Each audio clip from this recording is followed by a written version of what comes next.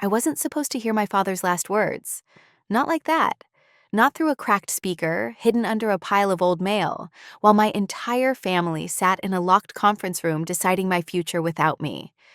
That's how this story begins, with a door closed in my face, and voices on the other side pretending I didn't exist. Before I continue, tell me where you're watching from. And if you've ever faced betrayal, hit like and subscribe, because what happened next will shock you. The email came at 6:12 a.m. Short, polite, surgical. Family inheritance meeting scheduled today at 10 a.m. Attendance limited to immediate beneficiaries. I read it 3 times. Immediate beneficiaries. That used to include me. I was my father's youngest daughter, the one who drove him to chemo, the one who slept in hospital chairs, the one who balanced bills while everyone else stayed silent. Yet somehow, I wasn't immediate anymore. I called my Aunt Lorraine first, straight to voicemail, then my older brother Marcus. One ring, then decline. That's when my stomach dropped. Because silence, in my family, was never accidental. It was strategic. I drove to the law office anyway. Downtown Atlanta, glass building, valet parking. The kind of place that smells like polished wood and quiet power. I walked in wearing black. Not funeral black, disrespect black. The receptionist looked up, froze for half a second, then forced a smile. "Oh, you're early." "No," I said. "I'm excluded." Her eyes flicked to the hallway, then back to me, then down to her screen. "I'm sorry, ma'am. The meeting has already begun." I followed her gaze. That hallway. At the end of it, a door. Closed, frosted glass. I could see shadows moving behind it. My family, my blood, deciding what I deserved. Without me.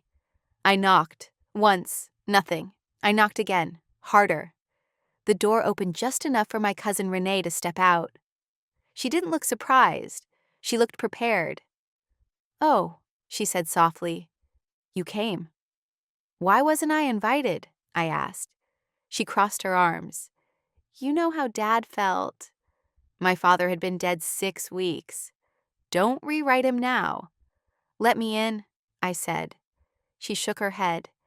"This is complicated." "No," I said. "This is theft with better lighting." Her lips tightened. Then she leaned in and whispered something I'll never forget.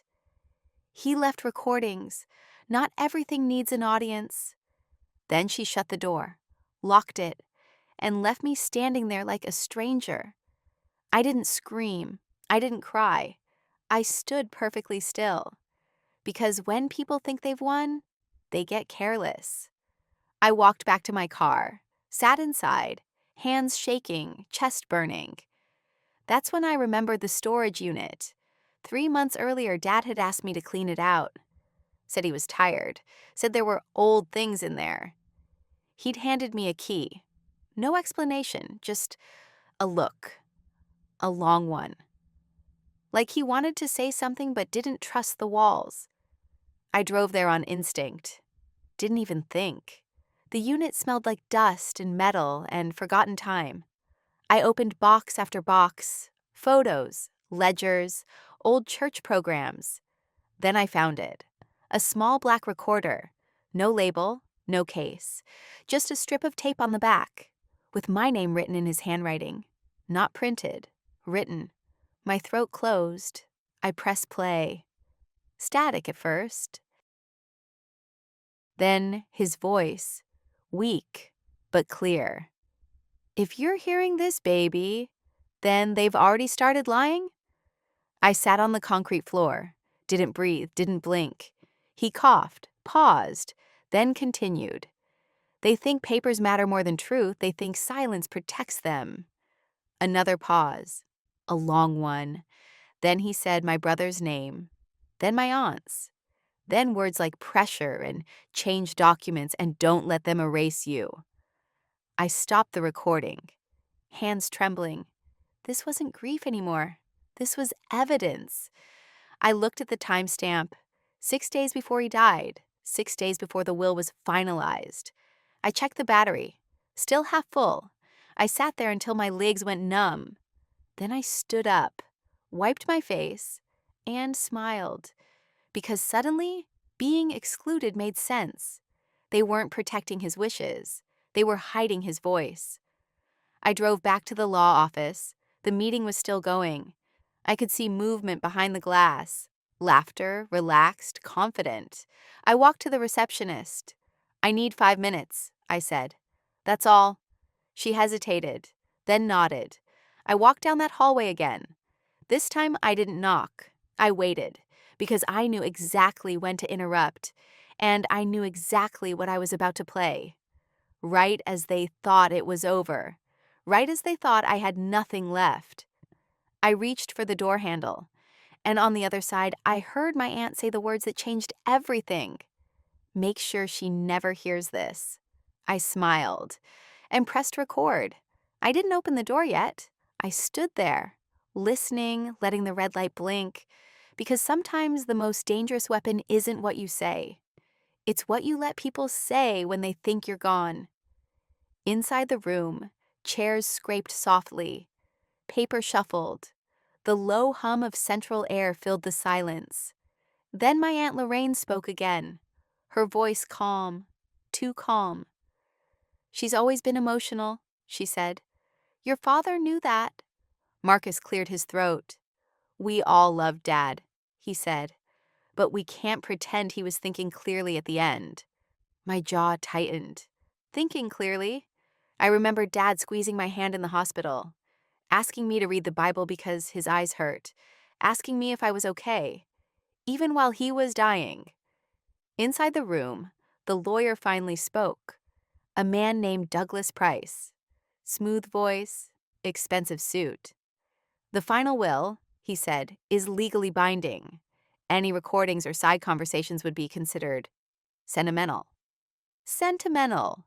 That's what they were calling truth now. Lorraine laughed softly. "Exactly. We don't need drama." Renee added, "She always wanted attention."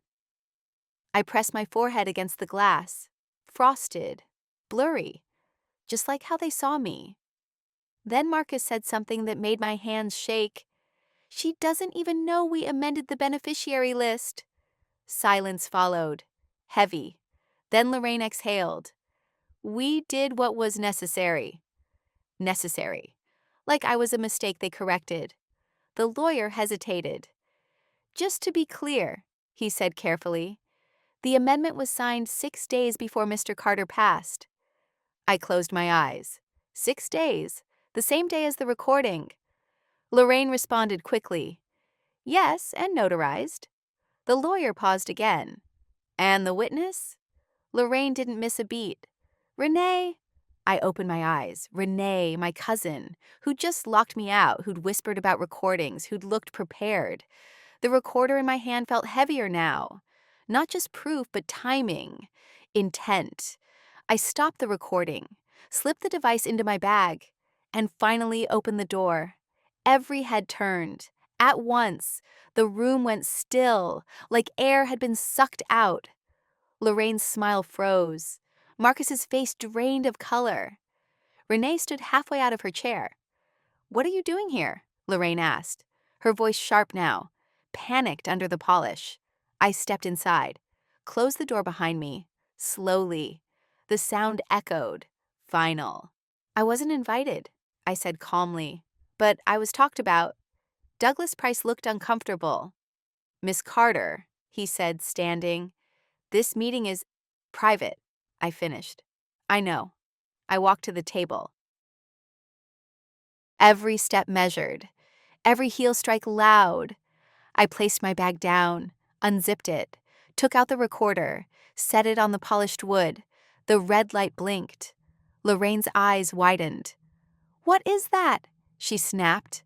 I looked directly at Marcus. "You tell me," I said. He swallowed. Renee spoke quickly. "You can't bring personal items into a legal—" "I recorded everything," I said. Silence. Not shock. Fear. Douglas cleared his throat. "Recording without consent may be—" "This is a one-party consent state," I said. Which Dad taught me. Funny how that works. Lorraine stood up. You're being inappropriate. No, I said softly. I'm being precise. I pressed play.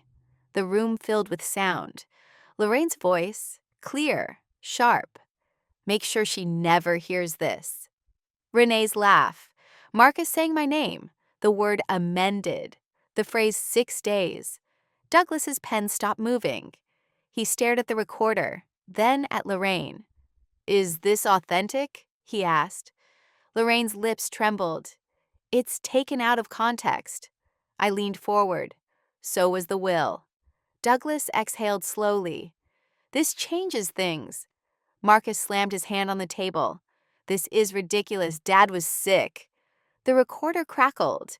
Then my father's voice played. Weak, but unmistakable. If you're hearing this, baby, then they've already started lying. Every face went pale. Renee covered her mouth. Lorraine staggered back into her chair.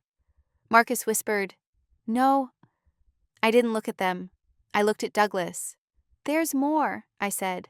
Full recordings, dates, conversations, names. Douglas nodded slowly. We'll need to suspend this meeting. Lorraine's composure shattered. You can't do that. He looked at her. I already have. He turned to me. Miss Carter, he said. Where did you get this? I met his eyes. From the man you're supposed to be honoring. The room was silent again, but this time it wasn't controlled. It was terrified. Douglas gathered the papers.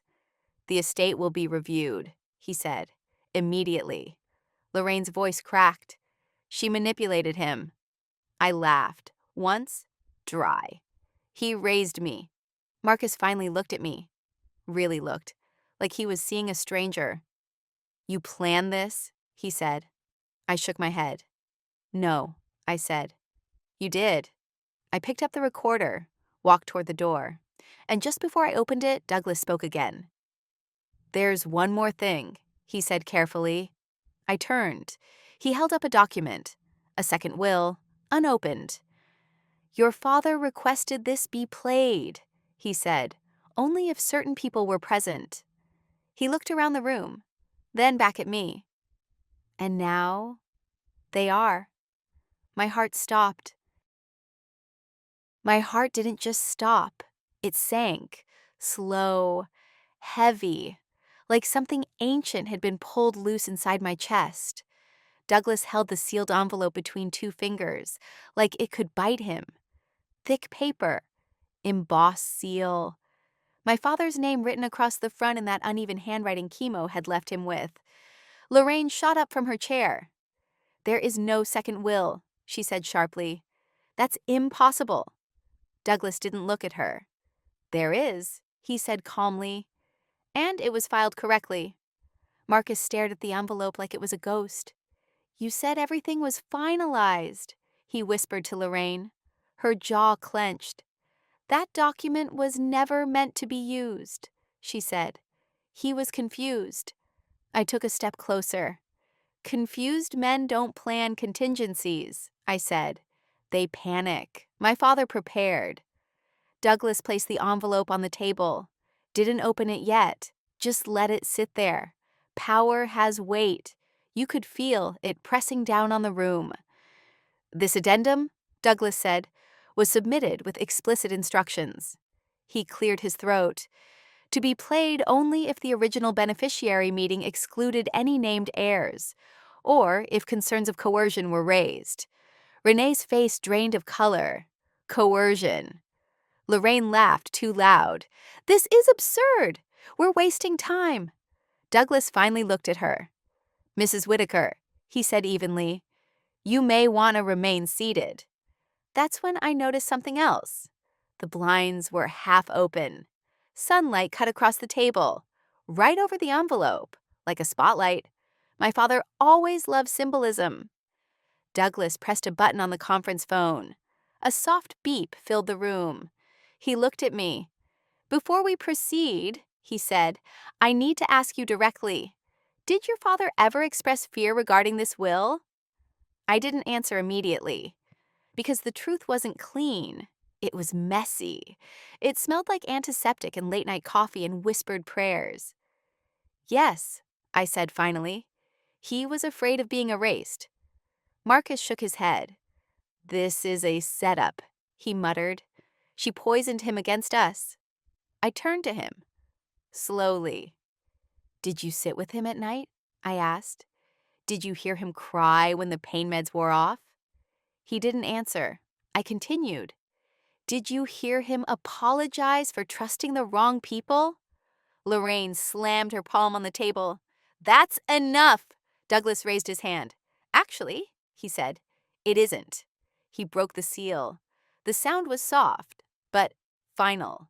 He pulled out a single-page document, read silently, then looked up.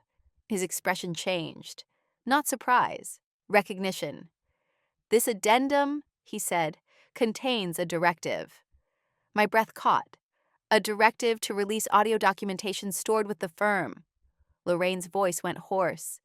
What audio? Douglas reached into a drawer, removed a flash drive, black, unmarked. He plugged it into the speaker system. Renee started crying, quietly. I didn't mean for it to go this far, she whispered. Lorraine snapped at her. Be quiet. Douglas ignored them both. He pressed play, static.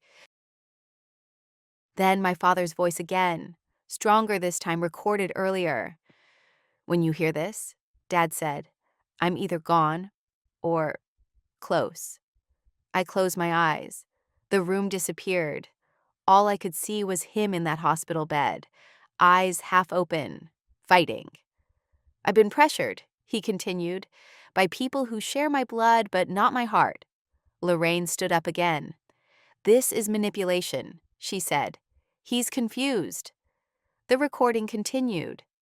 My daughter, Dad said, is the only one who never asked me for anything. My throat burned. She gave time, care, silence. Marcus whispered, Dad? The audio crackled. If you're listening to this in a room where she was not welcome, then you've proven my fear. Douglas paused the recording. The silence was unbearable, like the air itself was judging us. He looked at Lorraine. This audio is dated 9 days before death, he said. 3 days before the amendment you submitted. Lorraine's lips parted. No sound came out. Douglas continued. In this directive, your father requests a forensic review of all signature changes. Marcus stood abruptly. That's not necessary. Douglas looked up. It is now. Renee sobbed openly. I just signed, she cried. They told me it was temporary. Lorraine spun on her. You idiot. Douglas's voice cut through the chaos. That will be enough. He turned to me. Miss Carter, he said. Your father also left a message specifically for you. My heart jumped. A private one, he added. He removed another device, smaller, old-fashioned, a digital voice memo player. He handed it to me. My fingers trembled. Do you want to hear it now? He asked. Lorraine screamed. No! I didn't look at her. I pressed play. Dad's voice filled my ears, softer, closer, like he was right beside me. Baby, he said, if they made you feel small, I'm sorry. Tears spilled before I could stop them. They thought power meant paper, but truth lives longer. I covered my mouth. I left everything where it belongs, he continued. And I left proof, because I knew you'd be brave enough to use it. The recording ended. I lowered the device. The room was silent. No one moved. Douglas stood. This meeting, he said firmly, is officially suspended. He gathered the documents. There will be an investigation, he continued. And until then, all assets are frozen. Lorraine collapsed into her chair. Marcus stared at the table. Renee wouldn't stop crying. Douglas looked at me one last time. Your father, he said, was very clear about one thing. I lifted my head. He said, Douglas continued, when the truth comes out, let them hear it all. He paused. There's more audio? My chest tightened. How much more? I asked. Douglas hesitated, then answered. Enough, he said, to end a family. Enough to end a family. Those words followed me out of that building. They echoed in the elevator, in the parking garage, in my car, with the engine off and my hands still on the steering wheel like I didn't trust myself to drive. Enough to end a family. I used to think families broke in explosions. Screaming, thrown dishes, slamming doors. But what I saw in that room wasn't an explosion. It was erosion. Years of quiet manipulation finally exposed. I sat there until the sun dipped behind the buildings. Then my phone buzzed. A text. Marcus, we need to talk. I didn't respond. 2 minutes later, another. This is getting out of hand. I laughed, out loud, alone. Out of hand? No. This was finally in the light. My phone buzzed again. Lorraine this time, straight to voicemail. Her message was calm, too calm. Sweetheart, she said, using a word she'd never used for me before. Let's not involve outsiders. Families handle things privately. I deleted it. That night, I couldn't sleep. Every time I closed my eyes, I heard Dad's voice. And under it, something else. Guilt, not mine, theirs. The next morning, Douglas called. Miss Carter, he said, we've begun the review. I held my breath. There's more, he added. Of course there was. Your father documented months of conversations, he continued, including one that took place in this office. My stomach dropped. In this office? I repeated. Yes, he said, with witnesses. I pictured that room again. The polished table, the blinds, the confidence. They thought it was off record, Douglas said. It wasn't. He paused. Lorraine and Marcus are requesting a private settlement. I closed my eyes. Of course they were. They want this quiet, he continued. They're offering you a lump sum. How much? I asked. Douglas hesitated, then told me it was a lot. Life-changing money. The kind people sell their integrity for. The kind meant to make you disappear politely. And the rest? I asked. Douglas exhaled. They retain control. Control. That word again. No, I said. Douglas didn't sound surprised. I didn't think you'd say yes, he replied. There was a knock on my door that afternoon. I didn't expect anyone. When I opened it, Renee stood there, eyes red, face bare, no armor left.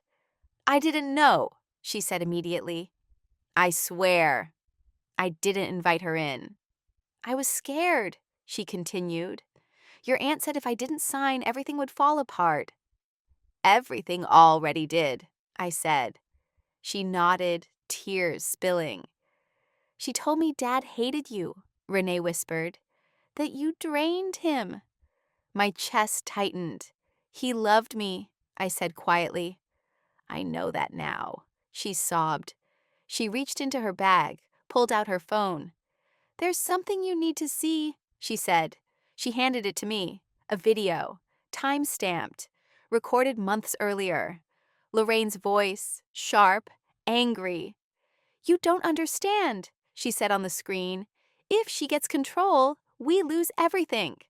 Marcus's voice followed. So we move faster. My fingers went numb. Is it legal? Renee asked in the video. Lorraine laughed. Legal enough? I handed the phone back. My hands were shaking. Why show me this? I asked. Renee wiped her face. Because I don't want to be on the wrong side when this ends. I nodded slowly. That's wise, I said. She left without another word. That evening, Douglas called again. They're panicking, he said, which means they're making mistakes. What kind? I asked. The kind that leave trails, he replied. He emailed me a transcript, internal emails, law firm correspondence. Lorraine had pushed for speed, for secrecy, for exclusion. One line stood out. If she hears the recordings, we're done. I stared at that sentence for a long time. Then my phone rang again. Marcus. I answered this time. "You're enjoying this?" he said. "No," I replied. "I'm surviving it." He was quiet. Then his voice cracked. "We were trying to protect the estate." "No," I said. "You were protecting yourselves." He sighed. Dad wasn't thinking straight. I leaned against the counter. "He knew exactly who you were," I said. "That's why he planned." Silence. Then he said something I didn't expect. "There's another recording," he admitted. My heart jumped. "One you haven't heard," he continued. "He made me listen to it." I swallowed. "What is it?" I asked. Marcus hesitated. "His final instruction," he said, "about what happens if you stand your ground." The line went dead. I stared at my phone. Another recording, another layer, another truth they'd tried to bury. My phone buzzed with a message from Douglas. "Emergency meeting scheduled. Tomorrow morning, full disclosure required." I sat down slowly because I knew whatever was coming next wasn't just about money anymore. It was about what my father had set in motion and who was about to lose everything they thought they controlled. The emergency meeting was scheduled for 9 a.m. Same building, same floor, same conference room, but nothing else felt the same. When I walked in, the air was different, heavier, like the room already knew what was about to happen. Douglas was there early. Stacks of folders lined the table. 2 additional attorneys I'd never seen before sat quietly. Laptops open, faces neutral. Lorraine and Marcus arrived together, not speaking, not touching. Renee wasn't with them. That told me more than words ever could. Lorraine looked smaller than I remembered. Her confidence had cracks now. Marcus wouldn't meet my eyes. Douglas waited until everyone was seated. Then he closed the door, locked it. "This meeting," he said calmly, "is now on record." Lorraine shifted. "I thought this was a discussion," she said. "It is," Douglas replied. "Just not the kind you control." He nodded to one of the attorneys. She pressed a button. The screen at the end of the room lit up. Audio files, dates, times. So many of them. Douglas turned to Marcus. "You stated last night," he said, "that there was an additional recording." Marcus swallowed hard. "Yes." Lorraine shot him a look, sharp, warning. He didn't look back at her. "He made me listen to it," Marcus said quietly. "The night before he passed." Douglas nodded. "And did that recording contain instructions?" Marcus closed his eyes. "Yes." My pulse thundered in my ears. Douglas gestured. "Please summarize." Marcus exhaled shakily. He said, "If my sister was excluded," Marcus continued, "then it meant we'd chosen greed." Lorraine slammed her hand on the table. "This is ridiculous." Douglas raised his hand. "Let him finish." Marcus's voice cracked. "He said the recording would be released only if she stood her ground." I felt something cold move through me. Stood her ground. "He said," Marcus continued, "if she accepts silence, let them keep the money." Lorraine froze. "But," Marcus said, swallowing, "if she fights?" He trailed off. Douglas leaned forward. "If she fights," he prompted. Marcus looked at me. For the first time in days, really looked. "If she fights," he said, "everything transfers to her." The room went dead silent. Lorraine's chair scraped back as she stood abruptly. "That's a lie," she said. "That's not how estates work." Douglas didn't argue. He pressed play. My father's voice filled the room. Clear, steady. "I've arranged a conditional transfer," Dad said. "Not based on obedience, but courage." My hands clenched in my lap. "If my daughter is pressured to stay quiet," his voice continued, "then she receives a modest trust. Enough to live." Lorraine exhaled sharply. Relief flashed across her face. But it didn't last. But, Dad continued, if she is excluded, erased, or disrespected, a pause, long, deliberate. Then everything, he said, goes to her. Lorraine screamed. No! The audio kept playing. All properties, all accounts, all controlling interests. Marcus covered his face. And the rest of you, Dad continued, will receive exactly what you gave her. Silence. Douglas paused the recording. That clause, he said calmly, is legally sound. Lorraine laughed hysterically. You can't punish us for protecting ourselves. Douglas's expression hardened. This isn't punishment, he said. It's consequence. Lorraine turned to me.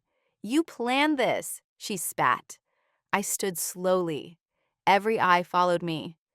No, I said quietly. You did. Her face twisted. You were supposed to stay quiet, she hissed. Take the small trust. Be grateful. I stepped closer to the table. And you were supposed to honor your brother, I said. But here we are. Douglas cleared his throat. There's more, he said. Lorraine's knees buckled slightly. One final provision, he continued, regarding criminal exposure. Marcus looked up sharply. What? Douglas tapped another file. Your father documented coercion, he said.